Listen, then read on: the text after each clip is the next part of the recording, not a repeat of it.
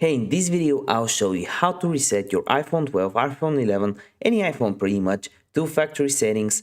So if you appreciate me making a video like this, make sure you give me a like, spread the love for the YouTube algorithm.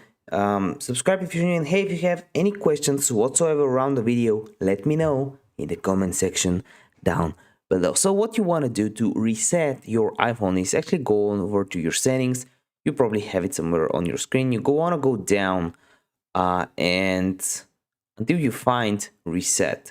If you can't find it here, it should be in general. You want to go on general and click on reset. You want to click on reset, erase all content settings, click on erase now, then it will ask for your pin and it will erase again settings, then go to general and click on reset. It's as simple as that. If this video helped you out, you already know what to do.